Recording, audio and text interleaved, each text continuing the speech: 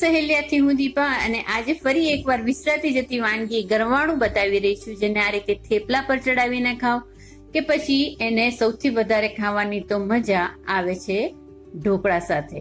પહેલાના જમાનામાં લોકો ઢોકળા, મુઠિયા, હાંડવો કે પછી થેપલા સાથે ન તો ચટણી ખાતા ન તો ટોમેટો કેચઅપ ખાતા, પણ ખાતા આ ગરવાણું. આ ગરવાણું બનાવવા માટે જોઈશે શું?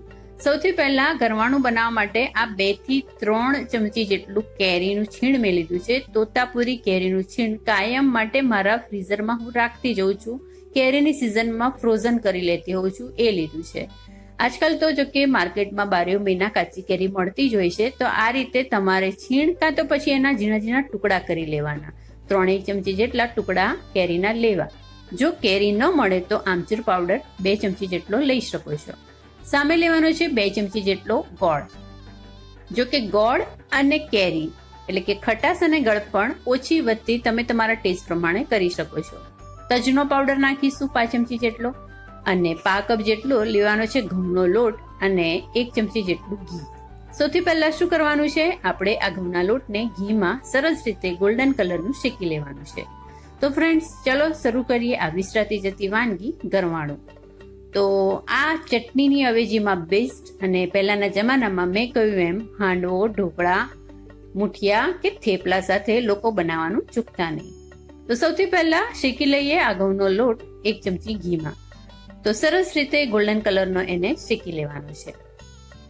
તો ફ્રેન્ડ્સ, ચોક્કસ આ રીતે આ રેસીપી જોજો, બધાની જોડે શેર કરજો. વિસરાતી જતી વાનગીમાંની આ એક ગરવાણું ખરેખર ખૂબ જ હેલ્ધી છે અને ઢોકળા સાથે આને ખાવાની મજા કંઈ જુદી જ છે.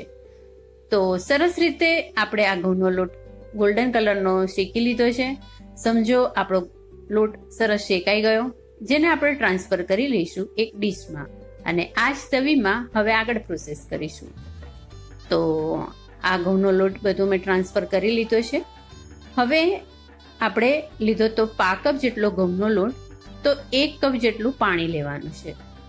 તો આ રીતે પાણી લઈ લઈશું એ જ તવીમાં અને એની અંદર કેરીનું છીણ નાખી દઈશું અને પાણી સરસ રીતે ગરમ કરીશું, જેને કહેવાય ઉકળતું કરી દઈશું. તો ફ્રેન્ડ્સ, મેં કહ્યું એમ તમે કેરીનું છીણ નહીં અને કેરીના નાના નાના ટુકડા કરીને પણ એડ કરી શકો છો. દેખાવમાં વધારે સારું લાગે બન્યા પછી. પણ મારી પાસે છીણ હતું, તો આજે હું છીણથી જ તમને બતાવી રહી છું. સરસ રીતે પાણીને ઉકળતું થવા દેવાનું છે અને પાણી જેવું ઉકળે એટલે એની અંદર ગોળ નાખી દેવાનો 2 ચમચી જેટલો. તો ફ્રેન્ડ્સ, ખટાશ અને ગળપણ તમને ગમે એ રીતે તમે ઓછા વધતા કરી શકો છો. પણ આ ગરવાણુંનો ટેસ્ટ મેં કહ્યું એમ થોડો ખટ્ટો મીઠો અને જેને કહેવાય કે રાબ કેવી હોય, થોડી જાડી રાબ, એ રીતનું આ તૈયાર થતું હોય છે.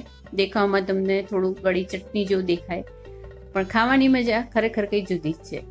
સરસ રીતે ગોળને આ રીતે ઓગળવા દેવાનો છે.